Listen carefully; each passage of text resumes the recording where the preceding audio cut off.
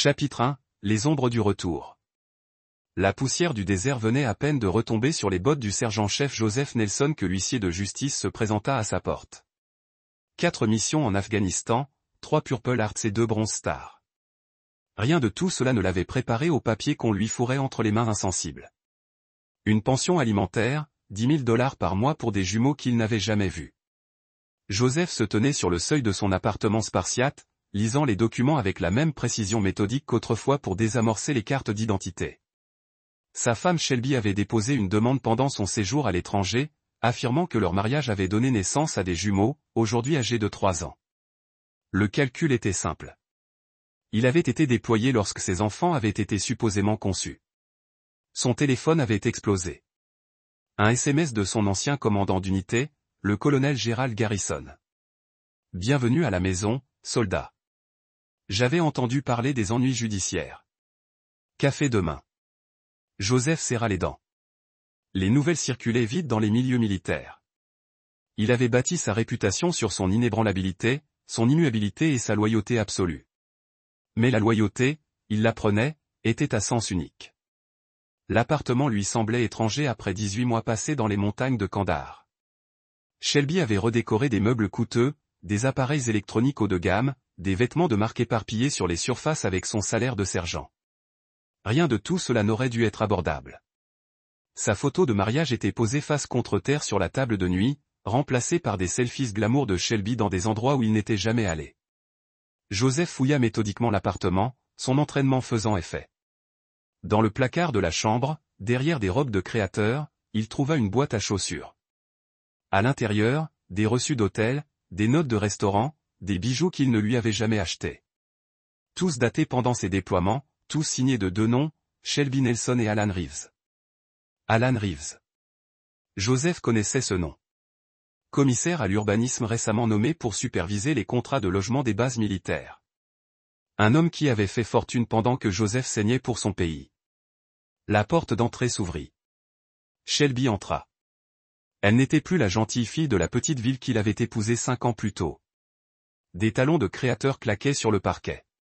Ses cheveux blonds coiffés avec professionnalisme, ses lèvres peintes en rouge cramoisi. Elle cessa de le regarder de travers, ses yeux bleus étincelant d'une lueur à mi-chemin entre la culpabilité et le défi. Joseph, sa voix était différente, plus froide, calculée. Je ne m'attendais pas à ton retour si tôt. Évidemment, il brandit les papiers légaux. Tu veux m'expliquer? Shelby leva le menton.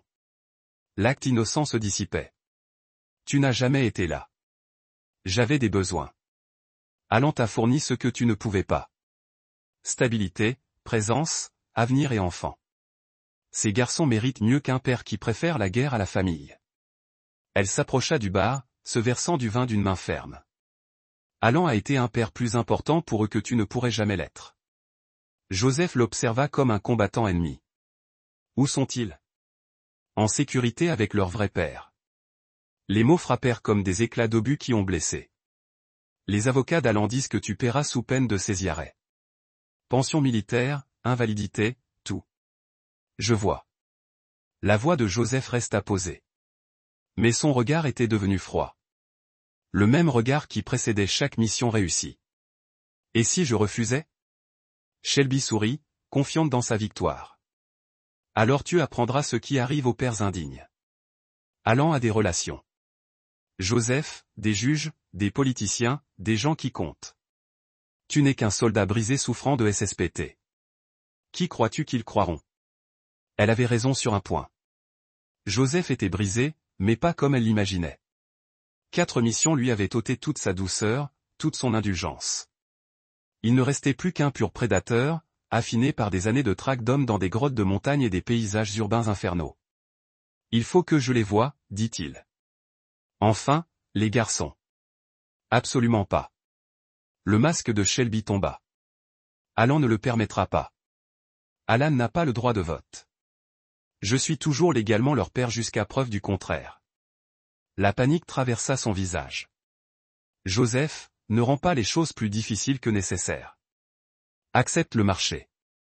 Paye la pension alimentaire. On peut tous passer à autre chose.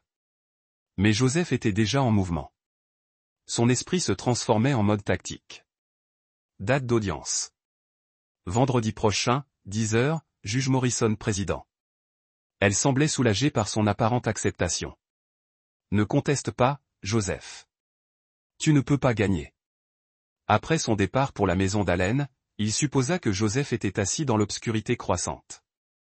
Autour de lui, l'appartement ressemblait à une base d'opération avancée en territoire ennemi, ce qu'il réalisa. Son téléphone sonna. Gerald Garrison. C'est grave, fiston? Il pense combattre un vétéran désespéré. Joseph dit qu'ils ont tort. De quoi as-tu besoin? Tout ce que tu peux trouver sur Alan Reeves et Gerald. Ça reste entre nous. Un silence. Bien reçu, Joseph. Quoi que tu prévois, c'est nécessaire. Joseph raccrocha et fixa la photo de Shelby et Allen sur la table de nuit. Ils y étaient debout devant un hôtel de luxe, la main de Shelby posée sur la poitrine de l'homme, tous deux riant d'une plaisanterie privée. Joseph avait tué des hommes pour moins que ce qu'ils lui avaient fait. Mais la mort était rapide, miséricordieuse. Ce qu'il avait prévu durerait bien plus longtemps. Chapitre 2. Renseignements. Le colonel Gerald Garrison arriva au café avec un épais dossier en papier craft et l'expression sombre d'un homme annonçant de mauvaises nouvelles. Joseph était assis dans la cabine d'angle, positionné pour surveiller toutes les entrées, vieilles habitudes qu'il avait maintenues en vie dans la province de Helmand. Alan Reeves, dit Gerald en faisant glisser le dossier sur la table. 42 ans, divorcé 2 fois, sans enfant jusqu'à présent. Il avait bâti sa fortune sur des contrats de construction militaire, notamment sur des logements de base. Joseph feuilletait des photos de surveillance, des dossiers financiers, des actes de propriété. Le réseau de renseignement de Gerald était complet. Il a été occupé pendant mon absence. Et c'est pire. Ces contrats de logement, il lésine sur les coûts, des matériaux de qualité inférieure, des violations de sécurité dissimulées. Des familles de militaires vivant dans des conditions qui feraient paraître luxueuse une caverne talibane. La mâchoire de Gerald se crispa sous l'effet d'une colère contenue. Mais voilà le plus. Suicide apparent. Les autorités pénitentiaires rapportèrent qu'il s'était pendu avec des draps, laissant derrière lui une note avouant des crimes bien plus graves que ceux qui lui étaient reprochés. Joseph reçut la nouvelle de Craig Goldstein avec des sentiments mitigés. Il semble qu'il ne puisse pas envisager la perspective de 20 ans de prison fédérale, dit Craig. Son avocat affirme qu'Alan avait reçu des menaces de mort de la part d'autres détenus. Des vétérans militaires qui n'appréciaient pas ces crimes contre les familles des militaires. Des preuves d'actes criminels. Aucune, à ma connaissance. Le Bureau fédéral des prisons mène une enquête approfondie, mais les premières conclusions suggèrent un suicide. Craig marqua une pause. Joseph, je dois demander. Où étiez-vous hier soir? Rendez-vous d'études à domicile avec les services sociaux. Lou et Carlos Jarvis étaient présents, ainsi que l'assistante sociale et la psychologue pour enfants. L'alibi de Joseph était solide, exactement comme il l'avait prévu. Pourquoi? Juste pour couvrir tous les aspects. Allen étant mort, la défense va tenter de faire appel de sa condamnation. Elle prétend qu'il a été poussé au suicide par les excès de l'accusation. Joseph ressentait de la satisfaction plutôt que de la compassion. Alan Reeves s'en était tiré à bon compte. La mort était préférable à des décennies de prison fédérale, entouré des vétérans qu'il avait trahis. Mais sa mort signifiait aussi une sécurité permanente pour les familles qu'il aurait pu continuer à menacer. Ce soir-là, Joseph reçut un dernier SMS de Shelby. Alan est mort. Les garçons demandent de vos nouvelles tous les jours. On pourrait peut-être trouver une solution. Garde partagée, droit de visite. Je suis toujours leur mère. La réponse de Joseph fut immédiate et définitive. Vous avez volontairement mis fin à vos droits parentaux. Les garçons ont maintenant de nouveaux parents. Des gens qui font passer leur bien-être avant tout. Ne contactez plus ce numéro. Sa réponse fut rapide. Vous ne pouvez pas me séparer de mes enfants pour toujours. Joseph sourit d'un air sombre en tapant sa réponse. Regarde-moi. Puis il bloqua son numéro et supprima ses coordonnées. Shelby Nelson faisait désormais officiellement partie de son passé. Un chapitre clos d'une histoire qui s'acheminait enfin vers une fin heureuse. 2 heures plus tard, on sonna à sa porte. Joseph ouvrit et trouva Marcus et Michael dans le couloir avec Lou Jarvis. Chacun portait une petite valise et affichait une expression d'excitation nerveuse. « Surprise !» cria Marcus. « On peut rentrer. » Michael resta timidement en retrait jusqu'à ce que Joseph s'agenouille à sa hauteur. « Dis donc, mon pote, tu es prêt à vivre avec moi ? Tu vas être notre vrai père maintenant, demanda Michael sérieusement. Si tu veux que je le sois pour toujours.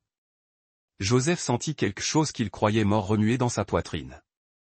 L'espoir, l'amour, la possibilité de se racheter en protégeant l'innocence plutôt qu'en détruisant les ennemis. Pour toujours, promit-il. Tandis que les garçons exploraient leur nouvelle maison, Joseph avait passé 2 semaines à la sécuriser et à la meubler. Lou Jarvis le prit à part. Ce sont de bons enfants, Joseph. Résilients, intelligents, gentils. Ils ont traversé l'enfer, mais ils en sont sortis plus forts. Lou sourit. Ils ont de la chance de t'avoir. C'est moi qui ai de la chance. Répondit Joseph en regardant Marcus et Michael s'emparer de leur chambre avec l'excitation des enfants qui rentrent enfin à la maison. Ce soir-là, après avoir lu des histoires et s'être familiarisé avec les nouvelles routines, Joseph s'assit sur son canapé, regardant des photos de famille qu'il n'aurait jamais cru avoir. Marcus et Michael dormaient dans leur lit, en sécurité pour la première fois de leur jeune vie. Son téléphone vibra, un message de Gerald Garrison. « J'ai entendu la bonne nouvelle pour les garçons. Tu as réussi, Joseph. Tu les as protégés. » Joseph répondit. « Nous tous. Merci pour tout. Que nous réserve la suite, le sergent-chef Joseph Nelson ?» Joseph regarda vers les chambres où ses fils dormaient paisiblement, sans plus se soucier des guerres entre adultes, des trahisons ou des complexités d'un monde qui avait tenté de les utiliser comme des armes. Apprendre à 2 garçons à être des hommes bons, tapatait-il. Ça semble être la mission la plus importante que j'ai jamais eue. Dehors, la ville bourdonnait de l'activité incessante des gens vivant leur vie, poursuivant leurs rêves, commettant leurs erreurs. Certains trahiraient ceux qui leur faisaient confiance. D'autres s'en prendraient aux innocents. D'autres choisiraient le profit plutôt que l'honneur. Et quand ils le feraient, Joseph Nelson serait là. Non pas en soldat en quête de vengeance, mais en père protégeant l'avenir dont ses fils hériteraient. La guerre était terminée. La paix ne faisait que commencer. Chapitre 9. Nouveau départ. 6 mois plus tard, Joseph se tenait dans la cuisine de sa maison rénovée, préparant les déjeuners pour le premier jour de Marcus et Michael à leur nouvelle école primaire. L'appartement spartiate avait laissé place à un vrai foyer. Des murs aux couleurs vives couverts de dessins d'enfants, un jardin avec une balançoire, et des chambres remplies de jouets et de livres, et de tous les détritus d'une enfance normale. « Papa, je ne trouve plus mon sac à dos », cria Marcus depuis l'étage. Le mot « papa » faisait encore sourire Joseph à chaque fois qu'il l'entendait. « Vérifie ton placard, mon pote, où tu l'as laissé hier soir. » Michael apparut dans l'embrasure de la cuisine, déjà vêtu de son uniforme scolaire et prêt pour la journée. L'enfant timide et renfermé de la famille d'accueil était devenu un enfant de 7 ans confiant qui parlait couramment espagnol et aidait son père dans les travaux ménagers. « Tu es nerveux à propos de l'école ?» demanda Joseph en s'agenouillant pour ajuster le col de Michael. « Un peu, mais Marcus dit qu'on se serre les coudes comme tu nous l'as appris. »« C'est vrai. Les hommes de Nelson se protègent les uns les autres. » L'adoption avait été finalisée 3 mois plus tôt lors d'une cérémonie au tribunal qui n'avait rien à voir avec les batailles juridiques qui l'avaient précédée. Le juge Morrison avait présidé et, lorsqu'il avait demandé aux garçons s'ils voulaient que Joseph soit leur père légal, Marcus s'était levé sur la chaise du témoin et avait annoncé qu'il était déjà notre vrai père. Cela rendait la chose officielle. Joseph découvrait maintenant les complexités de la monoparentalité, réunions parents-professeurs, entraînement de football, négociations au coucher avec des enfants qui avaient hérité de l'obstination de leur père biologique et de l'intelligence tactique de leur père adoptif. J'ai trouvé. Marcus dévala les escaliers en trombe avec son sac à dos, manquant de percuter Joanna Woods des services sociaux, qui effectuait sa dernière visite à domicile. Désolé, mademoiselle Woods, dit poliment Marcus, ses manières s'améliorant sous les conseils constants de Joseph. Pas de mal, ma chérie. Joanna, observe la routine matinale avec une satisfaction professionnelle. Comment te sens-tu par rapport à l'école? Je suis ravi. Papa dit que l'éducation est l'arme la plus puissante qu'on puisse porter. Joseph s'énerva légèrement en entendant sa philosophie militaire détournée pour l'éducation des enfants, mais Joanna se contenta de rire. Ton père est un homme sage. Après le départ des garçons pour l'école, accompagné de Joseph, qui avait pris sa matinée de congé pour faciliter leur transition, Johanna termina ses papiers à la table de la cuisine. « C'est ma dernière visite obligatoire, dit-elle. Mais sache que Marcus et Michael ont de la chance. Tu leur as apporté stabilité, sécurité et amour. D'enfants traumatisés, ils sont devenus des enfants confiants et heureux. Ils ont fait le plus dur. Je leur ai juste offert un endroit sûr pour guérir. Ne minimise pas ton rôle, Joseph. Tous les soldats blessés ne deviennent pas des pères attentionnés. Tu as choisi de canaliser ton instinct protecteur dans un bâtiment plutôt que de le détruire. » Après le départ de Johanna, Joseph resta assis dans sa maison vide, savourant ce rare moment de silence. Son téléphone vibra, un SMS de Gerald Garrison lui parvint. Il apprit les nouvelles concernant Shelby.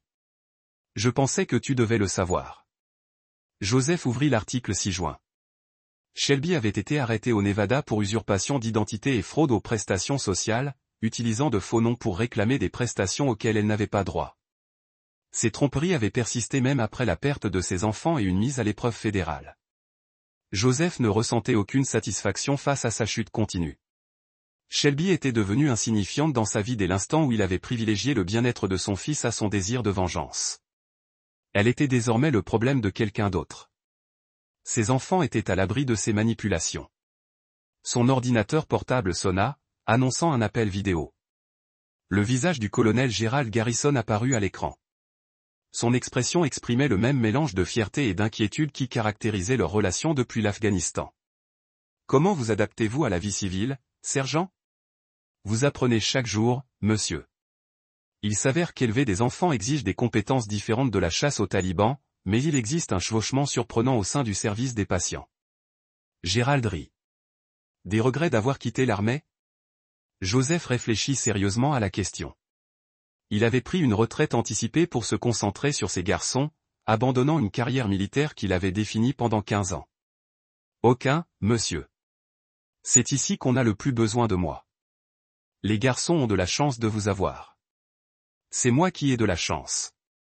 Ils me sauvent autant que je les sauve. » Ils évoquèrent leurs amis communs, les anciens membres de l'unité et les efforts continus pour améliorer les conditions de logement des familles de militaires, une cause qui avait pris de l'ampleur suite à la condamnation d'Alan Reeves et à la révélation de problèmes systémiques. Une fois l'appel terminé, Joseph fit le tour de sa maison, constatant les changements que 6 mois de vie de famille avaient apportés. Des rires d'enfants résonnaient sur les murs. Des photos d'événements scolaires et de sorties en famille remplaçaient ses souvenirs militaires. L'ordre rigide des quartiers militaires avait cédé la place au chaos contrôlé d'un foyer où les enfants étaient encouragés à être des enfants. À 15 heures, Joseph attendait devant l'école primaire avec d'autres parents, scrutant la foule à la recherche de visages familiers. Lorsque Marcus et Michael franchirent la porte en trombe, leurs visages rayonnant d'excitation, Joseph ressentit cette vague familière de protection féroce qui avait guidé chacune de ses décisions depuis leur première rencontre. « Papa. Papa, devine ce qui s'est passé ?» Marcus l'atteignit en premier, vibrant d'énergie. « Raconte-moi tout. » Mon institutrice me demanda si quelqu'un avait de la famille dans l'armée et je lui répondis que mon père était un héros de guerre. Elle me demanda d'en parler à la classe. J'ai dit, tu as protégé les gens et tu les as gardés en sécurité. Et tout le monde trouva ça vraiment cool. Michael, toujours plus réservé, serra simplement la jambe de Joseph dans ses bras et dit doucement, tu m'as manqué aujourd'hui. Tu m'as manqué aussi, mon pote. Tous les deux. En rentrant chez eux, les garçons discutaient de leurs professeurs, de leurs camarades et des mille et une petites histoires de la vie à l'école primaire. Joseph repensa à l'étrange parcours qui les avait réunis. Motivé par la trahison et un orgueil blessé, il commença à rechercher la justice et la vengeance. Mais en chemin, sa mission avait changé, de détruire ses ennemis, elle avait remplacé la protection des innocents. Alan Reeves était mort. Shelby faisait face aux conséquences de ses choix. Ricardo Santos avait été déporté et avait disparu dans la vie qui l'attendait au Mexique. Les adultes qui avaient laissé tomber ses enfants avaient disparu. Leurs blessures étaient contenues et neutralisées. Mais Marcus et Michael étaient toujours là. Non plus des armes dans les guerres des autres, mais des enfants à l'avenir prometteur. Ils grandiraient en sachant qu'ils étaient aimés, protégés et valorisés pour eux-mêmes plutôt que pour ce qu'ils pouvaient apporter aux autres. Ce soir-là, après les devoirs, le dîner et les interminables négociations du coucher, Joseph borda ses fils et leur lut des histoires de héros, d'aventures et du triomphe du bien sur le mal. Des histoires simples, à la morale claire. Rien à voir avec les réalités complexes de la vie adulte. Guerre. Papa Marcus dit alors que Joseph éteignait la lumière. Vas-tu rester avec nous pour toujours? Pour toujours.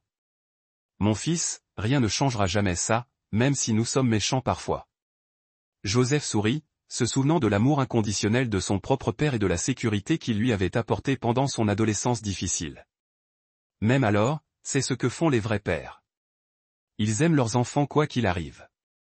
Michael craignait que tu ne partes comme notre premier père. Joseph regarda Michael, qui faisait semblant de dormir, mais écoutait chaque mot. Michael, tu m'entends? Les yeux du garçon s'ouvrirent. Oui, monsieur. Je ne vais nulle part. C'est ma maison. Vous êtes mes fils, et nous sommes une famille. Les familles ne s'abandonnent pas, promesse? Je promets. Les hommes de Nelson tiennent parole. Après que les garçons se soient endormis, Joseph s'assit sur sa véranda avec une tasse de café, regardant les étoiles apparaître dans le ciel qui s'assombrissait. Son téléphone contenait des dizaines de messages d'anciens camarades militaires, de journalistes cherchant des interviews complémentaires et de défenseurs des anciens combattants qui le sollicitaient. Pour intervenir lors de conférences sur les problématiques familiales des militaires. Mais ce soir-là, rien de tout cela n'avait d'importance. Ce soir-là, il était simplement un père dont les enfants dormaient en sécurité dans leur lit, protégés des complexités d'un monde qui avait tenté de les utiliser comme des pions dans des jeux d'adultes. Demain apporterait de nouveaux défis, des réunions parents-professeurs, des matchs de foot, des éraflures aux genoux, des blessures affectives, et toutes les crises ordinaires liées à l'éducation des enfants. Il n'y aurait pas de combattants ennemis à traquer, pas de mission secrète à accomplir, pas de décision de vie ou de mort prise en une fraction de seconde. À la place, il y aurait de l'aide aux devoirs et des histoires du soir, des matins de Noël et des fêtes d'anniversaire, des remises de diplômes et des premiers rendez-vous, et tous les moments marquants qui ont marqué une enfance bien remplie. Joseph Nelson avait passé 15 ans à protéger des inconnus en terre étrangère. Maintenant, il passerait le reste de sa vie à protéger les deux personnes qui comptaient le plus, ses fils, qu'il avait choisis comme père et lui avait confié leur avenir. La guerre était terminée. La paix était tout ce pour quoi il s'était battu, et plus que ce qu'il avait jamais osé espérer mériter. Au loin, une sirène gémit tandis que les secours accouraient pour aider une personne en détresse. Les urgences des autres, les guerres des autres. Joseph fit une brève prière pour leur sécurité et rentra à l'intérieur pour vérifier une dernière fois si ses enfants dormaient avant de se coucher. Marcus et Michael dormaient paisiblement, leurs visages détendus et sereins, leurs rêves emplis de la sécurité que leur procurait le sentiment d'être aimés et protégés. Joseph resta un long moment sur le pas de leur porte. Mémorisant la scène, sa plus grande victoire, sa mission la plus importante accomplie. Demain, le vrai travail continuerait. Non pas celui d'un soldat, mais celui d'un père.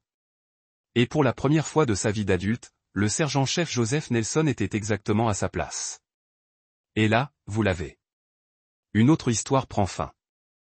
Intéressant. Quelqu'un lui a fourni des informations privilégiées. Quelqu'un ayant accès aux rapports d'ingénierie de la base, au calendrier d'inspection, aux informations sur les appels d'offres. Quelqu'un en uniforme, forcément. La question est de savoir qui. Gérald étudia le visage de Joseph. À quoi penses-tu? Joseph pensait aux engins explosifs improvisés. Comment le plus petit composant, placé correctement, pourrait faire s'effondrer un immeuble entier?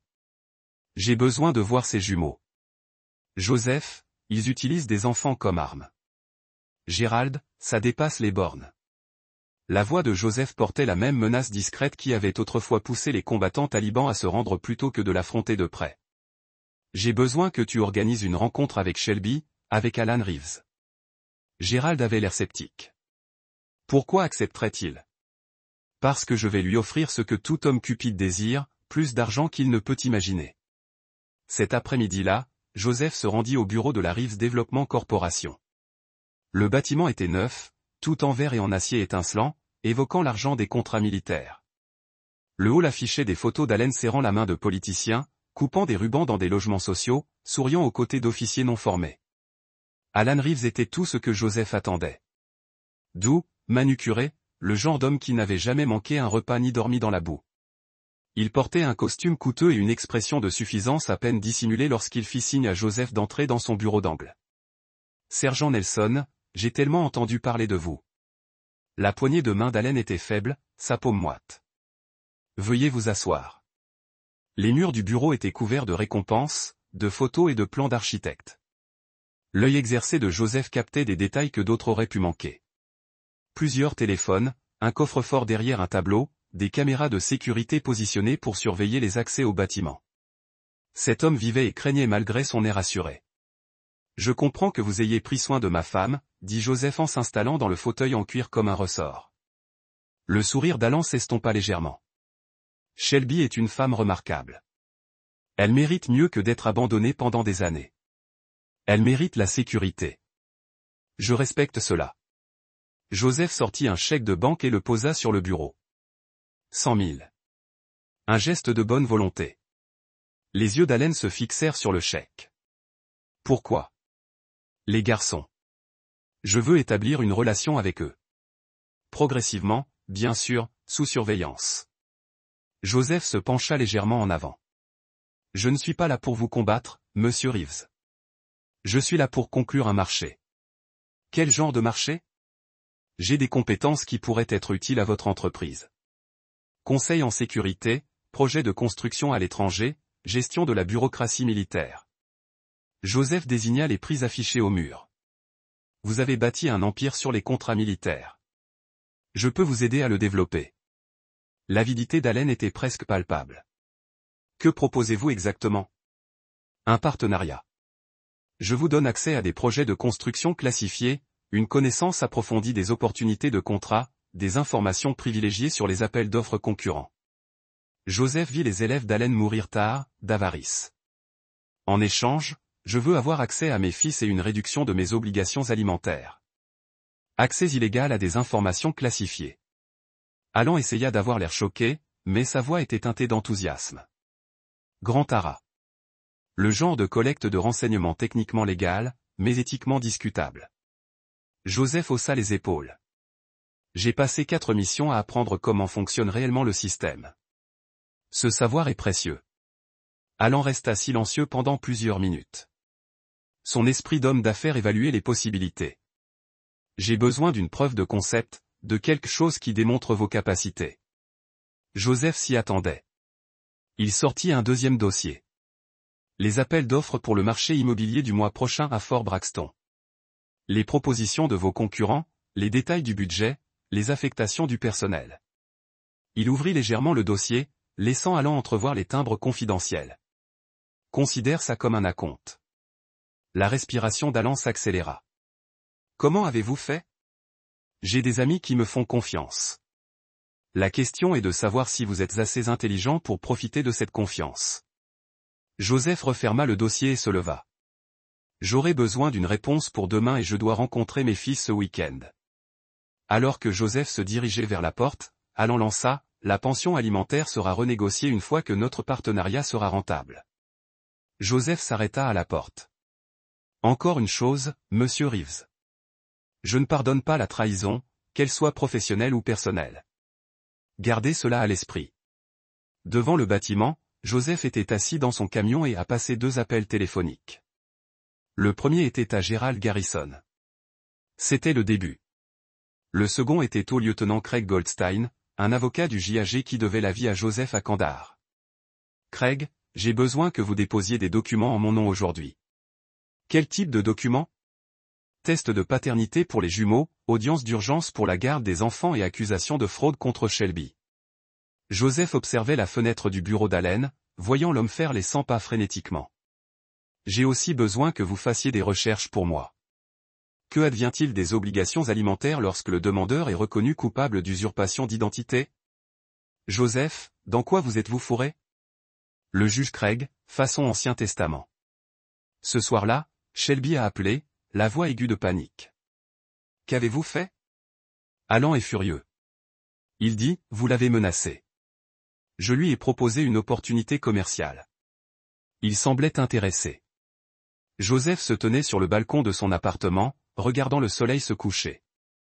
La ville où il était né et avait grandi, où il avait épousé la femme qui ne le considérait plus que comme un simple salaire. Lui avez-vous parlé de notre conversation? Bien sûr que oui. On ne garde pas de secret. Bien. L'honnêteté est importante dans une relation. Joseph sourit d'un air sombre. Au fait, j'ai déposé une demande de test de paternité. Ordonnée par le tribunal. Vous recevrez les documents demain. La ligne se tut. Puis, Joseph, s'il vous plaît, ne détruisez pas ce que nous avons construit.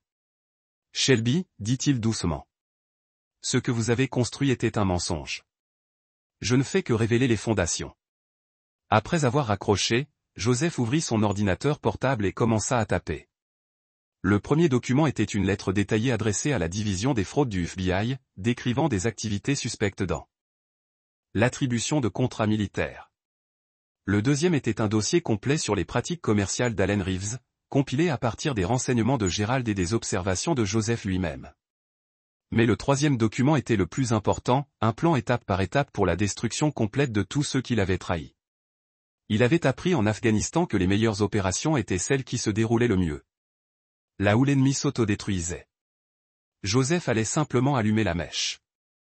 Chapitre 3. Premier contact. La réunion ordonnée par le tribunal eut lieu dans un centre de services familiaux dirigé par une assistante sociale nommée Joanna Woods. Joseph arriva tôt, assis dans la salle d'attente stérile avec les mêmes patients qu'il avait autrefois traités à Sniper Heights. Lorsque Shelby et Alan arrivèrent avec les jumeaux, Joseph sentit une tension dans sa poitrine. Les garçons étaient magnifiques. Cheveux noirs, yeux marrons sérieux, une attitude calme qui lui rappelait lui-même à cet âge. Ils s'accrochèrent à Alan, fixant Joseph avec la lassitude d'enfant à qui on avait dit qu'il était dangereux. Les garçons, voici Joseph, dit Shelby d'une voix artificiellement claire. C'est un ami. Le jumeau aîné, Marcus, selon les dossiers, s'avança avec la somnolence d'un adulte miniature. Êtes-vous le soldat? Je le suis. Joseph s'agenouilla à la hauteur du garçon, ses mains balafrées douces malgré leur potentiel violent. Que vous ont-ils dit d'autre sur moi?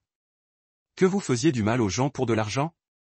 Le cadet, jumeau, Michael, murmura son jumeau. Le regard de Joseph se posa sur Alan, qui eut la grâce de paraître mal à l'aise. Je protège les gens. En fait, c'est ce que font les soldats. Pendant l'heure qui suivit, Joseph joua avec des enfants qui ne lui ressemblaient pas, répondit à leurs questions sur la guerre avec une honnêteté adaptée à leur âge, et sentit sa rage se cristalliser en quelque chose de plus dur et de plus froid que Diamond. Ces garçons n'étaient pas des pions dans sa guerre contre Shelby. Ils étaient d'innocentes victimes de sa tromperie. À la fin de la séance, Alan s'attarda tandis que Shelby rassemblait les enfants. À propos de cette proposition commerciale, dit-il doucement. Toujours intéressé? Très intéressé, mais j'ai besoin de garanties. Protection? Joseph sourit sans chaleur. Monsieur Reeves, j'ai passé 4 missions à maintenir des gens en vie dans les endroits les plus dangereux du monde. Je sais tout sur la protection. Ce soir-là, Joseph reçut un SMS d'un numéro inconnu. Les garçons vous aiment déjà. Ne gâchez pas tout. C'était Shelby, réalisa-t-il en utilisant un nouveau téléphone. Il répondit, résultat ADN demain. Ensuite, on verra bien qui gâche quoi. Le lendemain matin, 2 nouvelles nous sont parvenues. D'abord, Craig Goldstein a appelé avec les résultats de la recherche de paternité. Tu n'es pas le père, Joseph. Loin de là. Tu veux que je porte plainte pour fraude? Pas encore. Laisse-moi d'abord gérer ça à ma façon. Le deuxième appel provenait de Gerald Garrison, fondateur de la fuite. Le major Sergio Strickland, division du génie de la base. Il fournit des informations à Reeves depuis 2 ans. Mais voilà le hic, il ne le fait pas pour l'argent. Alors pourquoi? Du chantage. Alan a des photos de Strickland avec une prostituée du coin. Il s'avère qu'elle a 17 ans, même si elle paraît plus âgée. Strickland l'ignorait, mais essaie d'expliquer ça à un juge de paix. Joseph a senti le déclic. Où est Strickland maintenant? Au bureau du génie de Fort Braxton. Joseph, si tu prévois ce que je pense que tu prévois, j'ai besoin de 24 heures, Gerald. Après cela, tu pourras arrêter toutes les personnes impliquées.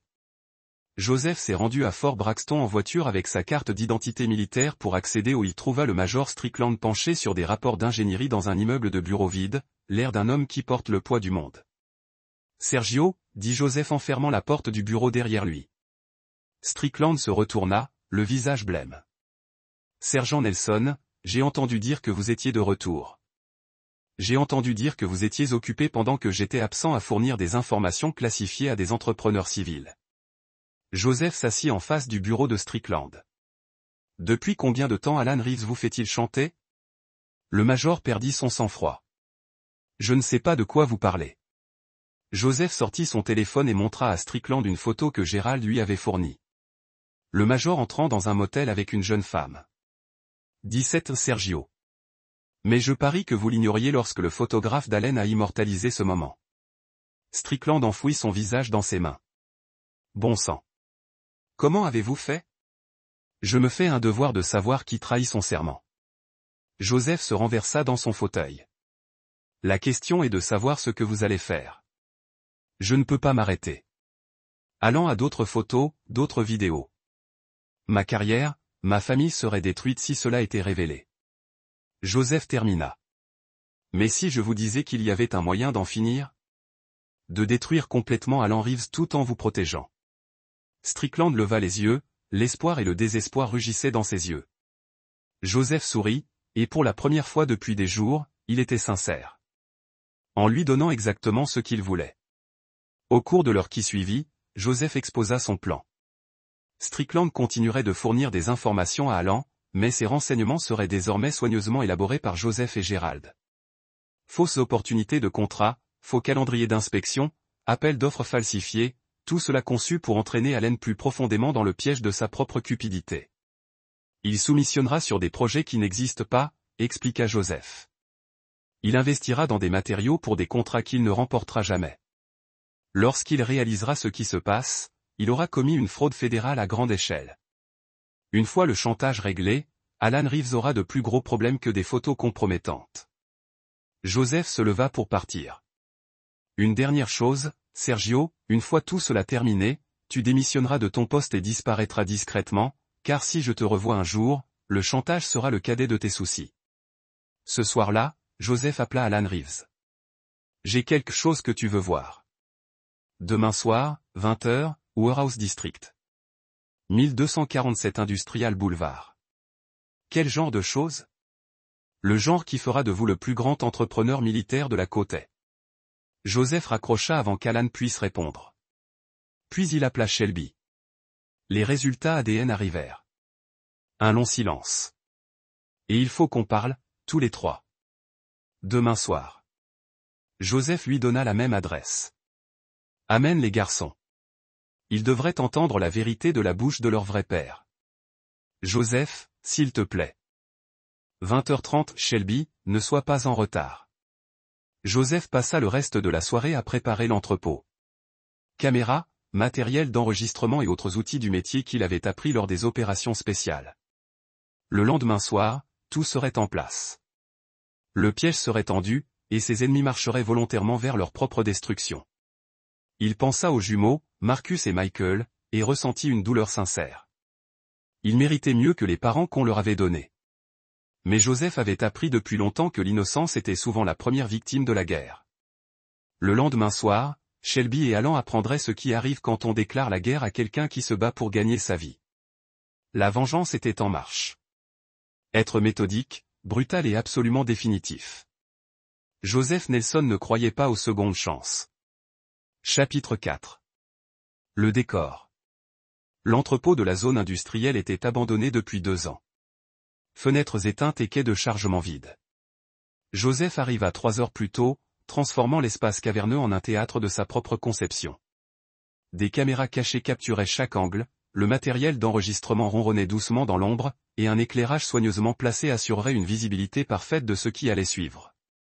À 19h, le major Strickland arriva comme prévu, portant une mallette remplie de documents falsifiés. « Êtes-vous sûr de cela, sergent ?»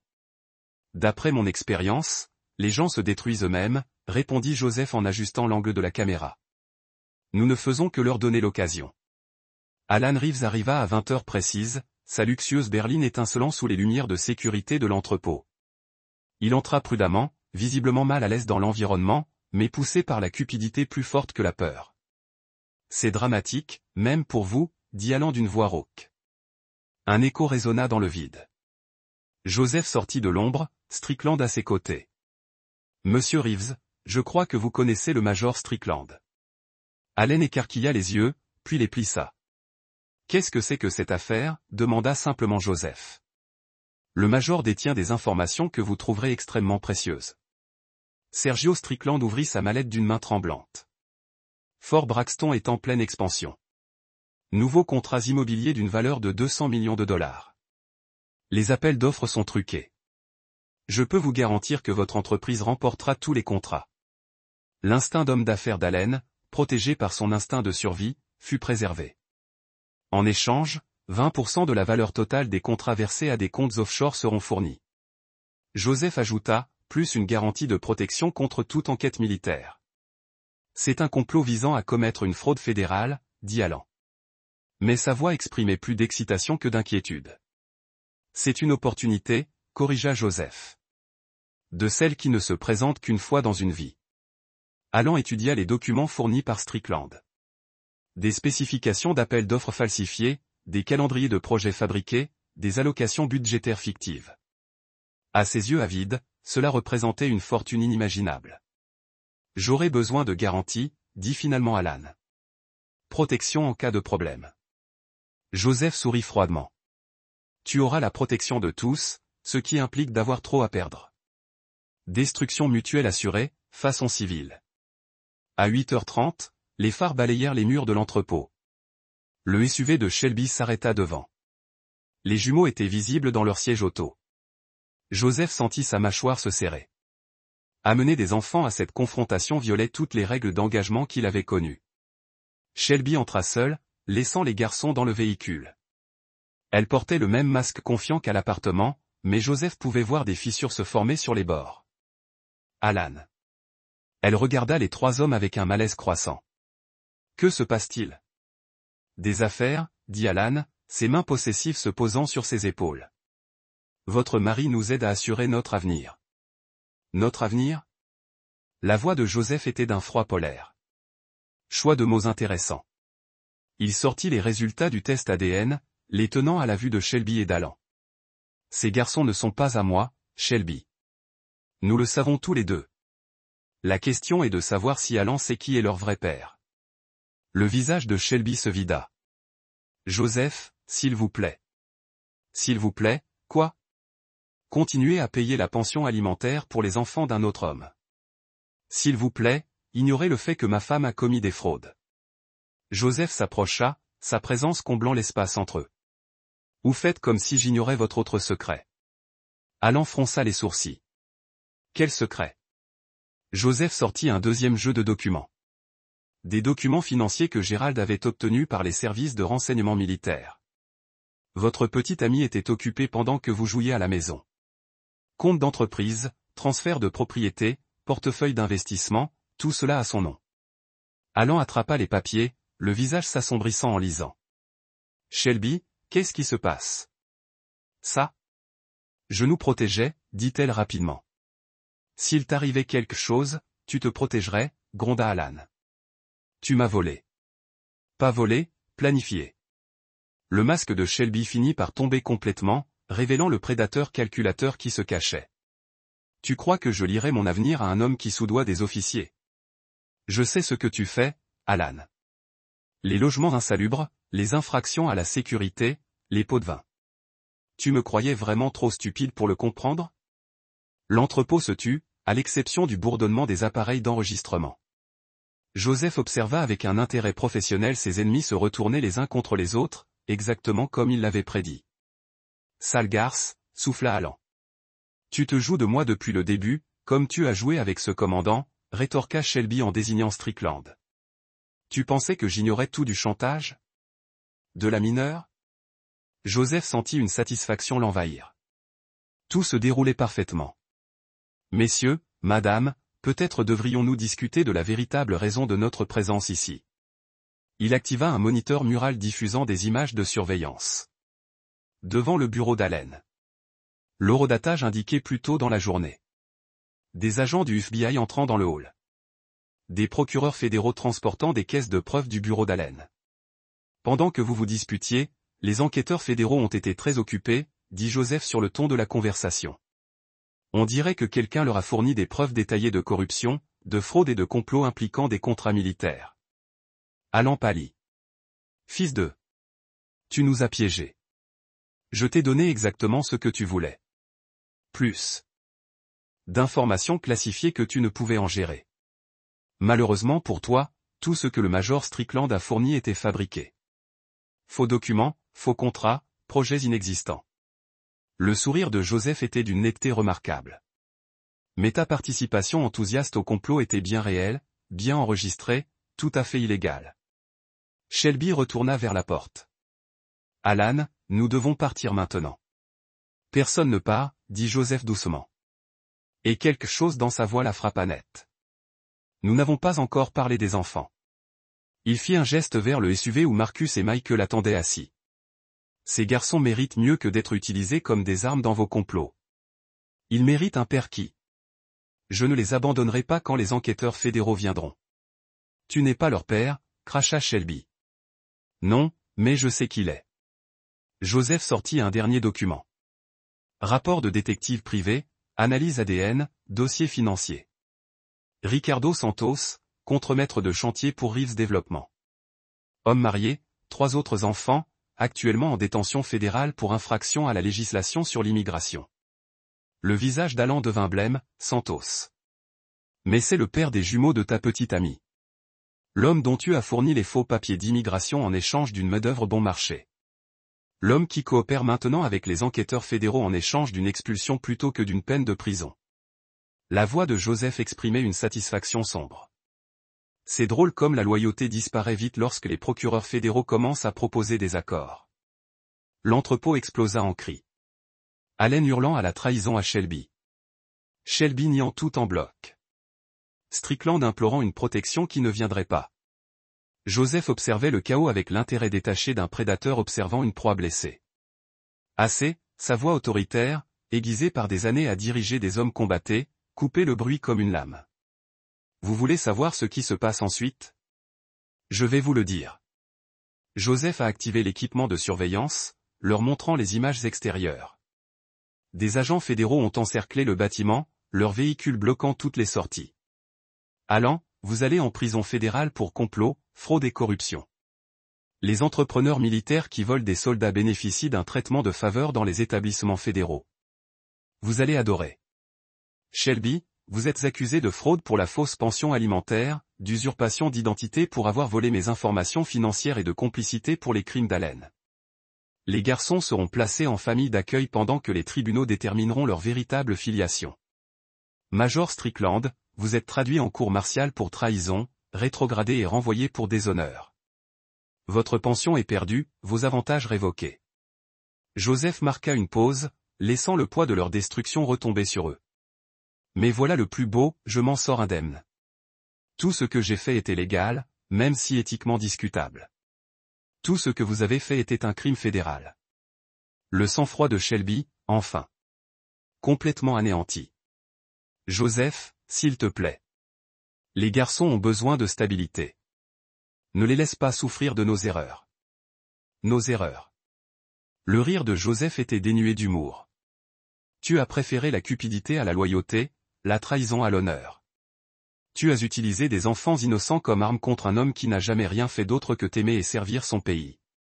Il s'est dirigé vers la porte et s'est arrêté à côté de Shelby. Tu voulais savoir ce qui était arrivé à l'homme que tu as épousé. Il est mort quelque part dans les montagnes d'Afghanistan. Tué par l'idée que la femme qu'il aimait le trahissait tandis qu'il versait son sang pour des inconnus. Ce qui l'a remplacé ne pardonne pas, n'oublie pas, ne fait pas de prisonnier. Alors que Joseph sortait, des agents fédéraux sont entrés. Par les fenêtres de l'entrepôt, ils pouvaient voir Alan et Shelby menottés, leurs cris de protestation résonnant dans la zone industrielle déserte. Gerald Garrison est apparu à côté du camion de Joseph. Du travail propre. Ce n'est pas encore fini, a dit Joseph, regardant Marcus et Michael être emmenés par les services sociaux. Ces garçons ont besoin d'un vrai père, pas d'une expulsion ou d'un condamné. À quoi penses-tu? Joseph démarra son camion, le visage dur de détermination. Je pense qu'il est temps pour Ricardo Santos d'avoir une conversation très importante avec les procureurs fédéraux au sujet de la coopération, de l'expulsion et de la révocation définitive des droits parentaux. En quittant l'entrepôt, Joseph n'éprouvait aucune satisfaction, aucun sentiment d'accomplissement. La vengeance était un repas qui se mange froid, mais qui le laissait toujours sur sa faim, quelque chose qu'il avait perdu dans les montagnes d'Afghanistan et qu'il ne retrouverait jamais. Demain, le vrai travail commencerait.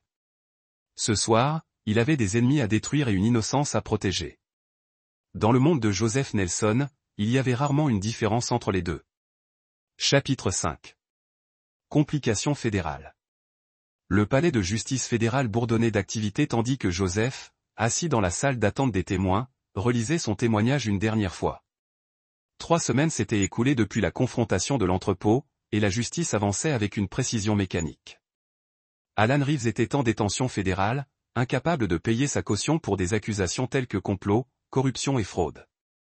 Shelby avait été libéré dans l'attente de son procès, mais risquait la ruine financière. Ses avoirs ont été gelés par des ordonnances de saisie fédérale. La procureure Mara Schneider est entrée dans la salle d'attente, l'air neutre et professionnel, mais le regard exprimait la satisfaction d'un procureur dont le dossier est solidement figé. Sergent Nelson, merci de votre coopération dans cette affaire. Je fais juste mon devoir civique, répondit Joseph, même si tous deux savaient que ses motivations dépassaient le patriotisme. Les avocats de la défense tenteront de vous présenter comme un ex-mari vengeur en quête de vengeance, avertit Schneider. Ils prétendront que vous avez orchestré toute cette opération par pure vengeance personnelle. Le sourire de Joseph était mince. Le feront-ils? Cela me semble une stratégie dangereuse, étant donné que je suis le principal témoin à charge. Par les fenêtres du tribunal, Joseph pouvait voir des manifestants se rassembler, des familles de militaires réclamant justice pour les logements insalubres de la base. Des associations d'anciens combattants réclamant des peines plus sévères pour les fraudes contractuelles. L'affaire était devenue le symbole de tous les maux de la privatisation militaire. Et l'opinion publique est largement favorable à l'accusation. Craig Goldstein apparut dans l'embrasure de la porte, un épais dossier à la main. Joseph, nous avons un problème. Quel genre de problème? Ricardo Santos. Il refuse de coopérer avec les services sociaux concernant la révocation de l'autorité parentale. Il prétend vouloir la garde des jumeaux après son expulsion au Mexique. Joseph sentit une fureur froide monter dans sa poitrine. Expliquez. Santos pense pouvoir utiliser les garçons comme moyen de pression. Pour un meilleur accord avec les autorités de l'immigration. Rester aux États-Unis. Réduire les frais. Chemin possible vers la citoyenneté. Craig s'assit fortement. La loi sur l'immigration est complexe, mais la relation sanguine a un poids important dans les audiences de garde. Même lorsque le père est un criminel condamné confronté à l'expulsion, même alors, les tribunaux priorisent les parents biologiques sur toutes les autres considérations à moins que des abus ou de la négligence ne puissent être prouvés. Craig a ouvert son dossier. Santos a été informé par son avocat que les droits des parents pourraient être son billet pour rester dans le pays. Joseph se leva et se dirigea vers la fenêtre, regardant les manifestants ci-dessous. Parmi eux, il a remarqué plusieurs visages familiers, des soldats de son ancienne unité, des vétérans avec lesquels il avait servi en Afghanistan. Ils étaient là pour le soutenir, voir justice rendre. Mais la justice qu'il apprenait était un concept compliqué lorsque les enfants étaient impliqués. Qu'en est-il de la famille d'accueil? Joseph a demandé à Lou et Carlos Jarvis. De bonnes personnes, mais le placement temporaire uniquement. Ils ne peuvent pas adopter tandis que Santos maintient les droits parentaux. Craig hésita. Joseph, il y a autre chose. Les services sociaux recommandent que les garçons soient placés dans la famille élargie de Santos au Mexique s'il est expulsé. Absolument pas.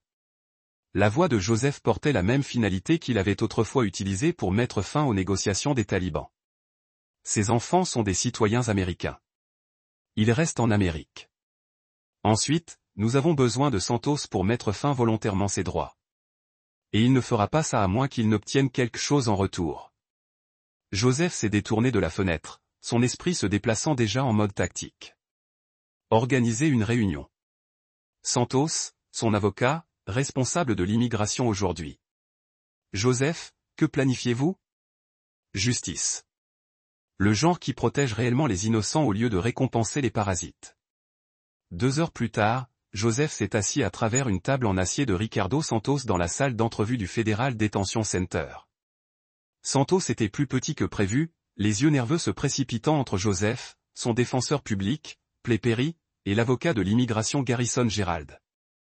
Joseph avait appelé en chaque faveur pour que Gerald soit nommé pour gérer le cas de Santos. Monsieur Santos, Joseph a commencé en espagnol courant. Nous devons discuter de vos enfants. Santos se redressa, son machisme s'affirmant malgré sa combinaison orange. Ce sont mes fils, mon sang. Votre sang que vous avez abandonné lorsque vous avez choisi de travailler illégalement et de commettre une fraude à l'identité, a répondu Joseph, toujours en espagnol. Votre sang que vous n'avez jamais soutenu, n'a jamais prétendu, jamais protégé.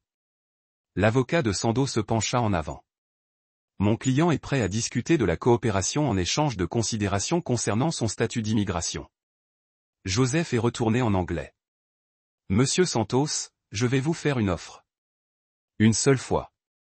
Il a sorti un paquet de documents méticuleusement préparés, légalement examinés, tactiquement dévastateurs, complet volontaire des droits parentaux.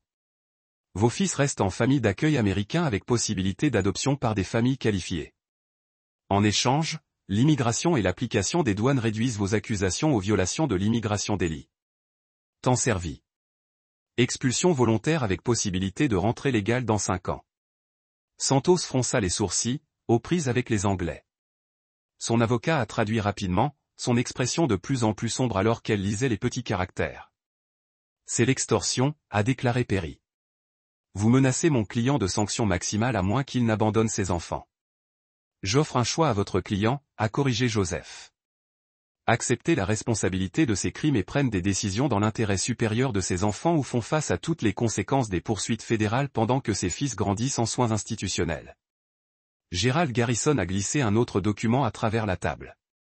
Scénario alternatif, Monsieur Santos combat la déportation et la résiliation des droits des parents. Il perd les deux, passe 3 ans dans la prison fédérale, est expulsé de toute façon et ses enfants restent en famille d'accueil permanent parce que la bataille juridique empêche la procédure d'adoption. Santos a regardé entre les documents. Le poids des choix impossibles évident sur son visage. Quelle garantie ai-je? Tu as ma parole, dit simplement Joseph. Et ma parole a gardé les hommes en vie dans des endroits où les anges craignent de marcher. L'avocat de Santos chuchota de toute urgence dans son oreille, mais Santos l'a agité. En espagnol, il a demandé à Joseph, pourquoi vous souciez-vous de ce qui arrive aux enfants qui ne sont pas le vôtre? Joseph se pencha en avant, sa voix portant le poids de 4 visites et une vie de prise de décision difficile. Parce qu'un vrai homme protège l'innocence, même quand il lui coûte tout. Parce que ces garçons méritent mieux que d'être des pions dans les jeux pour adultes. Parce que quelqu'un a besoin de mettre leur intérêt en premier. La pièce se tait. À travers les fenêtres en verre renforcées, Joseph pouvait voir des agents fédéraux se déplacer dans les couloirs du centre de détention, traitant le flux sans fin de personnes qui avaient joué avec la loi américaine et perdu. Santos a parlé lentement en anglais. Si je signe que mes garçons restent en Amérique, obtenez de bonnes familles. Les meilleures familles que nous pouvons trouver.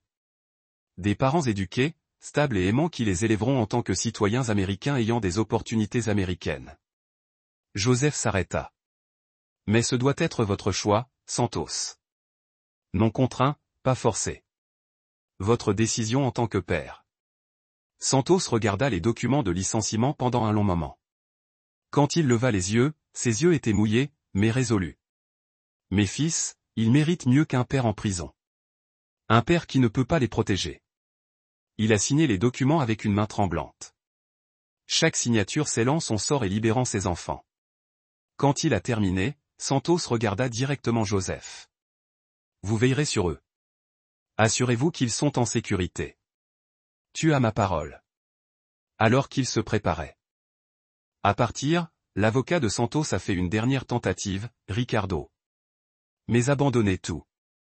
Vos enfants, votre chance de citoyenneté, votre avenir en Amérique. Santos se tenait lentement. La dignité est intacte malgré sa situation. Non, je donne à mes enfants leur avenir en Amérique. C'est ce qu'un père fait. En dehors du centre de détention, Gerald Garrison secoua la tête avec étonnement. En 20 ans de droit de l'immigration, je n'ai jamais rien vu de tel. Vous ne l'avez pas menacé, ne le contraisse pas, vous l'avez simplement convaincu de faire la bonne chose. Parfois, la meilleure arme est la vérité, a répondu Joseph. Santos est un homme décent qui a fait de mauvais choix. Lorsqu'il a eu l'occasion de choisir le bien-être de ses enfants sur ses propres intérêts, il a choisi correctement. Craig Goldstein attendait par le camion de Joseph avec plus de paperasse. Approbation de la famille favorable à la famille, préqualification d'adoption, planification du tribunal de la famille. Cela se déplace rapidement. À quelle vitesse? Si tout se passe bien, Marcus et Michael pourraient être placés dans des familles permanentes dans les 6 mois. Craig a étudié le visage de Joseph. Et toi? Avez-vous envisagé de postuler vous-même pour la garde?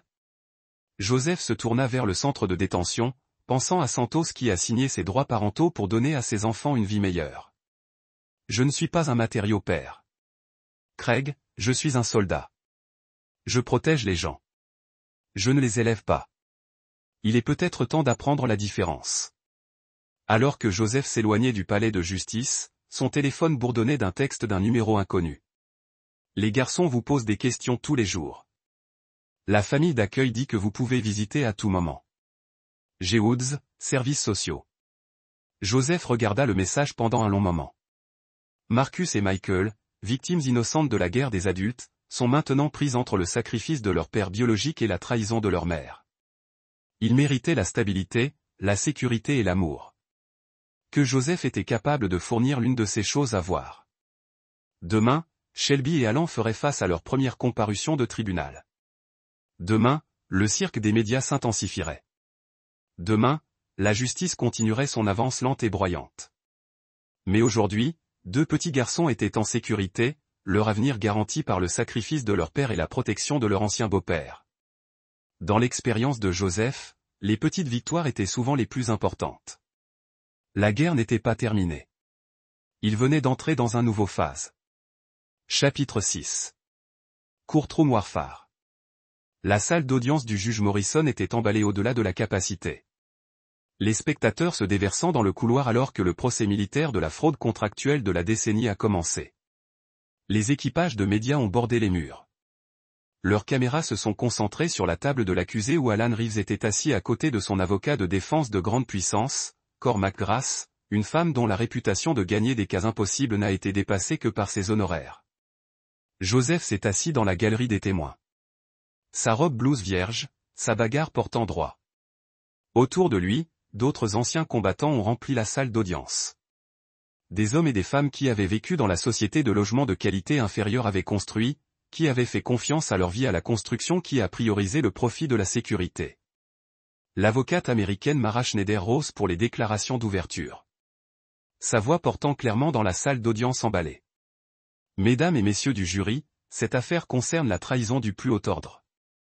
L'accusé, Alan Reeves, a systématiquement fraudé l'armée américaine, mettant en danger la vie des militaires et leurs familles à profit personnel. Elle a fait un geste vers un affichage montrant des photographies de logements militaires infestés de moisissures, toitures effondrées et incendies électriques. Pendant que ces soldats se sont battus à l'étranger, l'accusé faisait la guerre à leurs familles à la maison, fournissant des logements de qualité inférieure qui mettent des enfants en danger et les familles. La réponse de McGrath a été prévisible agressive. Membre du jury, mon client est victime d'une parcelle de vengeance élaborée orchestrée par un vétéran psychologiquement endommagé à la recherche de représailles contre son ex-femme. Le sergent-chef Joseph Nelson a utilisé sa formation militaire et ses relations pour encadrer un homme d'affaires innocent, fabriquer des preuves et manipuler des témoins pour servir de vendetta personnelle. Joseph sentit les yeux se tourner vers lui dans la salle d'audience. McGrath jouait la seule carte à sa disposition. Faire de Joseph le méchant et Allen la victime. C'était une stratégie dangereuse, mais qui pourrait créer un doute raisonnable. Le premier jour de témoignage s'est concentré sur les aspects techniques des contrats de construction d'Allen. Les ingénieurs en structure ont témoigné sur les violations de la sécurité, les inspecteurs de logements militaires détaillés et les rapports falsifiés. Les preuves étaient accablantes, mais Joseph savait que la vraie bataille viendrait lorsque des témoins de caractère ont pris la parole. Pendant la récréation du déjeuner, Craig Goldstein a tiré Joseph à part. McGrath a fait appel à un expert psychologique pour témoigner sur le SSPT et ses effets sur le jugement et le comportement. Elle va affirmer que toute votre opération était le produit d'une psyché endommagée cherchant à se venger. Laissez-la essayer, dit Joseph calmement. Mes évaluations psychologiques font partie du dossier militaire. 4 visites, 3 cœurs violets. Aucune cote de handicap psychologique. Ce n'est pas le point. Elle n'a pas besoin de prouver votre endommagé cliniquement, juste que votre jugement a été compromis par la motivation personnelle. Craig baissa la voix. Il y a autre chose. Shelby a accepté de témoigner pour la défense. Joseph sentit sa tension artérielle augmenter en échange de quoi? Réduisez les charges sur une affaire de fraude. Service communautaire au lieu de prison. Craig avait l'air inconfortable. Joseph, elle va témoigner que vous l'avez menacée, que vous l'avez contrainte à la réunion d'entrepôt, que tout a été orchestré pour détruire sa relation avec Allen, et les gens la croient. Épouse endeuillée, mère séparée de ses enfants, confrontée à une ruine financière. Les jurys sont sympathiques à ce récit. Craig hésita. À moins que nous puissions trouver un moyen pour discréditer son témoignage. Joseph sourit cynisme. Ne vous inquiétez pas pour Shelby. Je sais exactement comment la gérer. Cet après-midi, l'accusation a appelé le major Sergio Strickland pour témoigner. L'officier en disgrâce avait l'air brisé alors qu'il prêchait le serment, son uniforme remplacé par des vêtements civils, son portant militaire s'est effondré sous le poids de sa honte. Major Strickland, a commencé Schneider, veuillez parler au tribunal de votre relation avec le défendeur. La voix de Strickland était à peine audible. Alan Reeves m'a fait chanter pour fournir des informations militaires classifiées. Il a utilisé des photographies de moi avec un mineur pour forcer ma coopération. McGrath s'est opposé immédiatement. Sous-valeur, votre honneur. Le témoin témoigne d'un chantage présumé qui n'a jamais été prouvé. Je vais le permettre. Le juge Morrison a statué. Le témoin peut continuer. Pendant l'heure suivante, Strickland a détaillé 2 ans de chantage systématique, de coopération en matière de force et de trafic d'informations militaires. Son témoignage était dévastateur, mais Joseph pouvait voir McGrath préparer sa contre-attaque. Le major Strickland, McGrath a commencé son contre-interrogatoire. N'est-il pas vrai que vous faites face à un maréchal de la cour pour trahir et que vous témoignez ici dans l'espoir de recevoir une phrase réduite? Oui, madame. Et n'est-il pas vrai que votre contact initial avec mon client a été facilité par le sergent-chef Joseph Nelson, qui vous a fourni des informations fabriquées à transmettre? Strickland hésita. Le sergent Nelson m'a dit de continuer à fournir des informations, mais à ce moment-là, le sergent Nelson dirigeait vos actions, vous disant quelles informations fournir à mon client dans les étapes finales. Oui, mais merci, majeur. Pas d'autres questions. Joseph a regardé les visages du jury, voyant le doute se glisser. McGrath le peignait habilement comme le maître des marionnettes, manipulant tout le monde autour de lui pour se venger personnel. La stratégie fonctionnait. Le deuxième jour, Shelby a pris la parole. Elle avait perdu du poids pendant les semaines qui ont suivi la confrontation de l'entrepôt. Ses vêtements de créateur ont remplacé par une tenue conservatrice conçue pour évoquer la sympathie. Sa performance était magistrale. La femme endeuillée, la mère protectrice, la femme poussée à des mesures désespérées par l'abandon de son mari. Je n'ai jamais voulu pour blesser quiconque, a-t-elle témoigné, des larmes qui coulent sur son visage. J'étais seule, élevant des enfants sans soutien, essayant de survivre pendant que mon mari a choisi la guerre à la famille. McGrath l'a guidé à travers un témoignage conçu pour dépeindre Joseph comme contrôlant, manipulateur et vengeur. Joseph a terrifié ce qu'il pourrait faire. Après avoir appris la vérité. Le sang-froid de Shelby a commencé à se fissurer. J'étais confus, effrayé. Vous engagez une fraude pour extraire de l'argent d'un homme servant son pays à l'étranger. N'étais-tu pas? Objection. Cria McGrath. Soutenu. Le juge Morrison a statué, mais les dommages ont été causés. Le jury avait vu à travers les performances de Shelby jusqu'au prédateur calculant en dessous. Lorsque le tribunal a été encastré pour la journée, Joseph s'est retrouvé entouré de journalistes et de défenseurs des anciens combattants. L'histoire avait attiré l'attention nationale. Les guerriers blessés qui cherchent justice contre l'entrepreneur corrompu et l'épouse infidèle. L'opinion publique était solidement de son côté, mais les verdicts du jury n'étaient pas déterminés par l'opinion publique. Ce soir-là, Gerald Garrison a appelé avec une mise à jour sur les jumeaux. Marcus et Michael se portent bien en famille d'accueil. La famille Jarvis s'intéresse à l'adoption permanente si les droits des parents peuvent être pleinement résiliés. Et Santos? Expulsé hier. Départ volontaire. Pas de concours. Son licenciement des droits parentaux a été traité ce matin. Gérald s'arrêta. Joseph, les services sociaux veulent discuter de quelque chose avec vous au sujet du processus d'adoption. Et ça? Les garçons vous ont demandé. Ils veulent savoir quand vous venez les revoir. La voix de Gérald portait une émotion inhabituelle. Ils ont dit à leurs parents d'accueil que vous êtes leur vrai père, celui qui protège les gens. Joseph sentit quelque chose se tordre dans sa poitrine. Une émotion qu'il avait pensé que la guerre avait éproulée il y a des années. Gérald, je ne suis pas un matériau père. J'ai tué des hommes à main nue. J'ai fait des choses qui feraient ces cauchemars de garçons. Peut-être, mais vous les avez également protégés lorsque leurs parents biologiques leur ont échoué. Vous avez combattu pour leur avenir lorsque tout le monde se battait pour eux-mêmes. La voix de Gérald est devenue sérieuse. Quel genre d'homme cela vous fait, Joseph?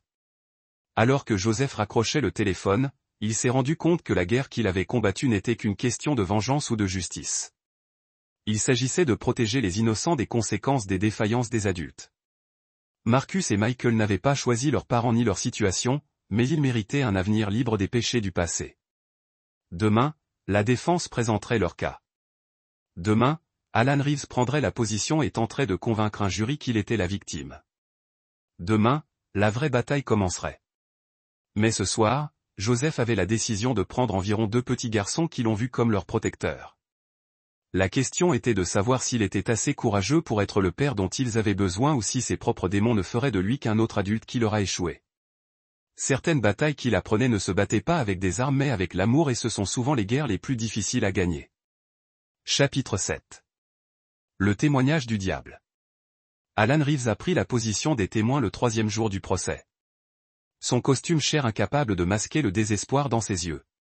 Son avocat, Cora McGrath, l'avait entraîné de manière approfondie, mais Joseph pouvait voir les signes révélateurs d'un homme craquant sous pression, le léger tremblement dans ses mains, la façon dont ses yeux se dirigeaient vers la sortie, l'éclat de la transpiration malgré la température contrôlée de la salle d'audience.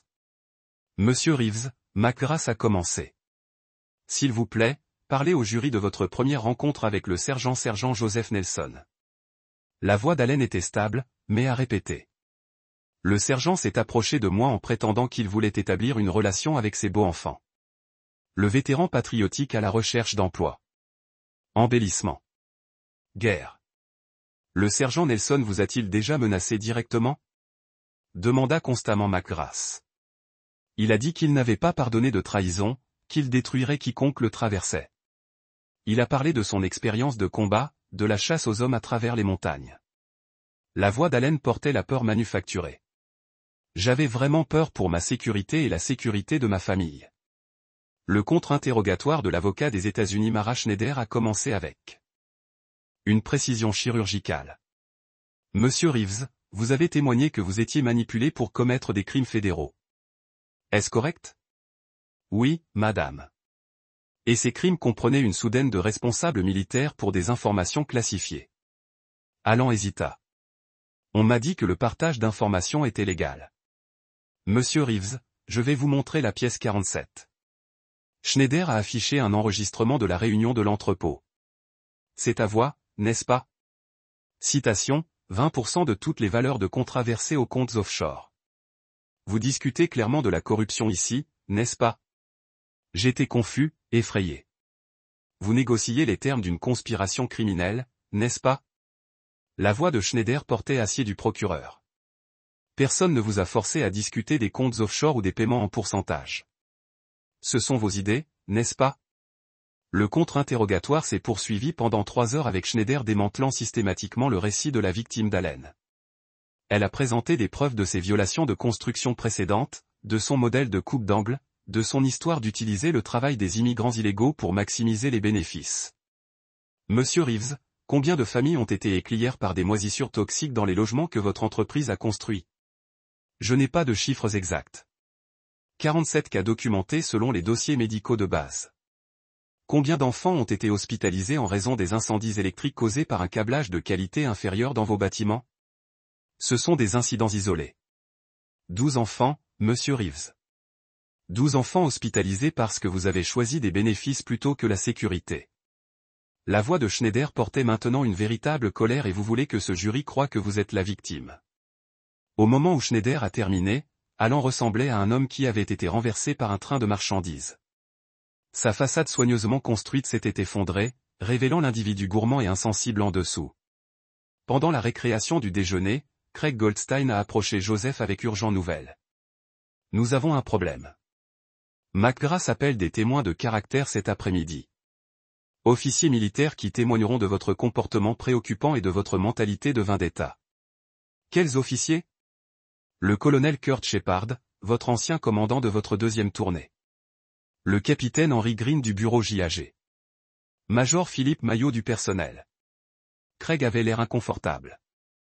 Joseph, ils vont témoigner que vous avez une histoire documentée de refus de pardonner des trahisons perçues, que vous avez une fois poursuivi des mesures disciplinaires contre d'autres soldats pour des infractions mineures. Joseph a ressenti un bâtiment de la colère froide. Ils utilisent mon dossier militaire contre moi. Ça empire.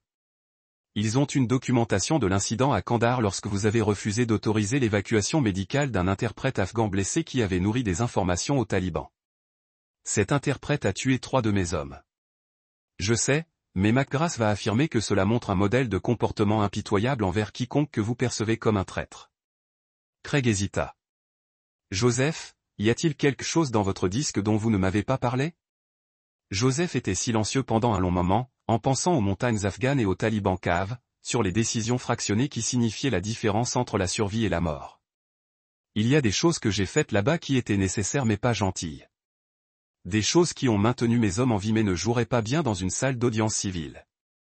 Tout ce que McGrath aurait pu découvrir, classifier des opérations, surtout, elle ne devrait pas avoir accès.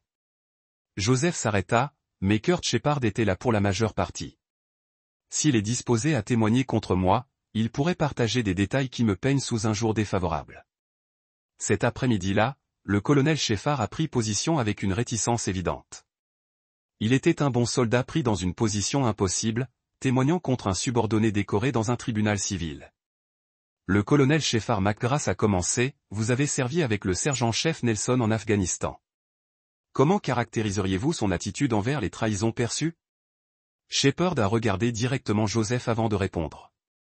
Le sergent était sans compromis lorsqu'il a eu des problèmes de fidèles. Il croyait à une comptabilité absolue. L'homme avait fourni des informations aux forces ennemies qui ont fait des victimes parmi notre personnel. Lorsque l'interprète a été blessé lors d'une attaque, le sergent Nelson a refusé d'autoriser l'évacuation médicale. La salle d'audience remua. McGrath a pressé son avantage.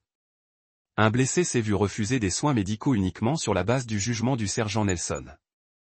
L'interprète avait trahi son serment et avait tué des soldats américains. Le sergent Nelson a estimé que les ressources médicales devraient être réservées au personnel fidèle. La voix de Shepard portait une admiration réticente malgré son témoignage. La décision a peut-être été dure, mais elle était tactiquement saine. Le colonel, à votre avis, est le maître sergent Nelson capable d'élaborer des complots de vengeance contre ceux qu'il perçoit comme des trahisons. Shepard a de nouveau rencontré les yeux de Joseph. Le sergent Nelson est le soldat le plus brillant tactiquement que j'ai jamais commandé. S'il voulait détruire quelqu'un, il aurait les compétences et les connaissances pour le faire efficacement. McGrath sourit, pensant qu'elle avait remporté une victoire. Mais le contre-interrogatoire de Schneider a révélé la vérité la plus profonde. Le colonel Shepard, combien de fois le sergent-chef Nelson a-t-il risqué sa propre vie pour sauver ses collègues soldats? D'innombrables fois. Il a 3 cœurs violets et 2 étoiles en bronze pour l'héroïsme sous le feu. Combien d'hommes a-t-il ramené à la maison qui n'auraient pas survécu sans son intervention? Des dizaines, peut-être des centaines si vous comptez les combattants talibans qui se sont rendus plutôt que de lui faire face au combat. À votre avis, le colonel, le sergent-chef Nelson est-il un homme qui protège les innocents ou les cibles? La réponse de Shepard a été immédiate et inébranlable. Le sergent Nelson a passé toute sa carrière à protéger les innocents. Madame, quoi qu'il ait fait dans cette situation, je garantis qu'il était motivé par la protection de quelqu'un qui avait besoin d'une protection. L'après-midi s'est poursuivi avec d'autres témoins de caractère, mais les dommages que McGrath espérait infliger avaient été largement neutralisés. Le dossier militaire de Joseph, plutôt que de le peindre comme un sociopathe vengeur, a révélé un homme qui avait passé sa vie à prendre des décisions difficiles pour protéger les autres. Alors que le tribunal était encastré pour la journée, Joseph a reçu un SMS qui a tout changé. C'était de Lou Jarvis, le père adoptif des jumeaux. Marcus m'a demandé d'envoyer cela, dit que c'est important. On s'attachait des figures de bâton de dessin d'un enfant représentant Joseph. Marcus et Michael se tenaient ensemble. En bas de crayon, Marcus avait écrit « Mon vrai père, Joseph ». Joseph regarda le dessin pendant un long moment, sentant quelque chose de fondamental en lui. Ces garçons ne l'ont pas vu comme une arme ou un soldat, mais comme un protecteur, quelqu'un qui les a gardés en sécurité lorsque leur monde s'est effondré. Craig Goldstein a remarqué son expression. « Tout va bien ?» Joseph a soigneusement plié le dessin, le plaçant dans sa poche d'uniforme à côté de son cœur. « Je me souviens juste de ce pourquoi je me bats.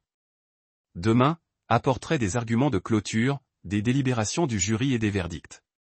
Demain déterminerai si la justice prévalait, ou si des hommes bons ont été détruits par les mineurs de ceux qu'ils ont essayé de protéger. » Mais ce soir, Joseph a eu un appel téléphonique à faire aux services sociaux pour discuter des procédures d'adoption et des études à domicile et toutes les nécessités bureaucratiques de devenir le père que les deux petits garçons le croyaient. La guerre était presque terminée. Il était temps de commencer à penser à la paix. Chapitre 8. Verdict et vengeance. Le jury a délibéré pendant 3 jours. Joseph a passé le temps à visiter Marcus et Michael dans leur foyer d'accueil, en les regardant jouer dans une arrière-cour pendant que Lou et Carlos Jarvis ont discuté des procédures d'adoption avec des travailleurs sociaux. Les garçons s'étaient bien adaptés à leur nouvel environnement. Mais ils ont quand même demandé quand Joseph rentrait à la maison pour rester.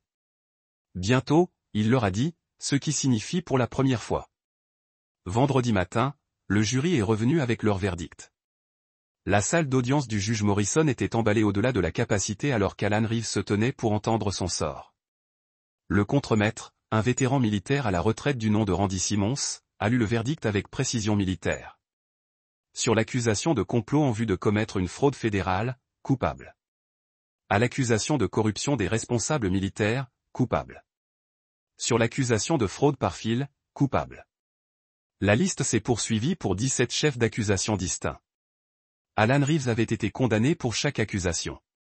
Alors que le verdict était lu, son visage est devenu cendré, la façade confiante de son avocat cher s'effondrait. Le juge Morrison a prévu une condamnation pour le mois suivant, mais a rejeté la caution en attente d'appel. Monsieur Reeves, vous avez systématiquement fraudé l'armée américaine et mis en danger la vie des membres du service et de leurs familles. Vous resterez en détention fédérale jusqu'à la condamnation. Alors que les maréchaux fédéraux conduisaient Alan dans des chaînes, il regarda Joseph avec de la haine pure. Ce n'est pas fini, Nelson. J'ai des liens d'amis. Vous paierez pour cela. Joseph a rencontré son regard sans tressaillir. Monsieur Reeves, vous venez de menacer un témoin fédéral en audience publique. Je ne pense pas que vous compreniez à quel point vous veniez de faire votre trou. En dehors du palais de justice, les journalistes SF Joseph, mais il n'a publié qu'une brève déclaration. La justice a été rendue. Les familles des militaires peuvent dormir en toute sécurité en sachant que ceux qui prient sur nos militaires seront tenus responsables. Ce soir-là, Craig Goldstein a appelé avec l'accord de plaidoyer de Shelby. Coupable à des accusations de fraude fédérale, 2 ans de probation, restitution aux familles des militaires touchés par les projets de logement d'Allen. Elle évitera une peine de prison, mais ses actifs financiers restent congelés en attente de litige civil. Et les jumeaux, résiliation complète des droits parentaux. Les 2 parents biologiques ont renoncé à toutes les affirmations. Les garçons sont gratuits pour l'adoption. Craig s'arrêta. Joseph, les services sociaux veulent accélérer votre application. L'étude à domicile, l'investigation des antécédents, l'évaluation psychologique, ils accélèrent tout. Joseph regarda autour de son appartement clairsemé, l'imaginant rempli de jouets pour enfants et de rire. À quelle vitesse? Si vous êtes sérieux à ce sujet, Marcus et Michael pourraient être à la maison dans un mois. À la maison. Le mot portait du poids que Joseph n'avait pas ressenti depuis des années. L'Afghanistan avait été une mission. L'appartement était un quartier temporaire. Mais à la maison. La maison valait quelque chose qui valait la peine de se battre. 2 semaines plus tard, Joseph se tenait dans l'ancien immeuble de bureau d'Alan Reeves, maintenant sous crise fédérale et prévu pour les enchères. Gerald Garrison avait organisé la vision privée dans le cadre de la procédure de confiscation des actifs. Le gouvernement vendra tout, a expliqué Gerald en parcourant les couloirs vides. Équipements de construction, véhicules, même collection personnelle d'Allen de souvenirs militaires. Joseph s'arrêta avant qu'une vitrine contenant des médailles et des récompenses qu'Allen n'avait jamais gagnées. Uniformes qu'il n'avait jamais portés, des photos avec des officiers militaires qui lui faisaient confiance, volaient la valeur, entre autres. Le FBI a trouvé une salle entière de fausses diplômes militaires, de papiers de sortie forgés, de récompenses frauduleuses. Gerald secoua la tête. Cet homme n'était pas seulement un criminel. Il était un menteur pathologique qui a construit toute son identité sur la tromperie. Dans le bureau privé d'Allen, Joseph a trouvé quelque chose qui faisait tourner son sang-froid. Un coffre-fort mural, son contenu réparti sur les tableaux de preuves fédéraux, contenait des dossiers de surveillance détaillés sur les familles des militaires. Informations personnelles, dossiers financiers, photographies d'enfants jouant dans un logement de base que la société d'Allen avait construite. Il visait spécifiquement les familles des militaires. Joseph s'est rendu compte, non seulement pour la fraude, mais pour le chantage potentiel, la manipulation, le vol d'identité. Gerald hocha de la tête sombrement. La portée de son opération était bien au-delà de ce que nous avons découvert initialement. Alan Reeves ne volait pas seulement de l'armée. Il s'attaquait aux familles des militaires comme un prédateur. Joseph sentit ses poings se serrer. Même en prison, Alan représentait une menace constante pour les familles innocentes. Le système judiciaire avait rendu justice, mais Joseph savait que justice et protection n'étaient pas toujours synonymes. Cet après-midi-là apporta une nouvelle inattendue. Alan Reeves avait été retrouvé mort dans sa cellule de détention fédérale,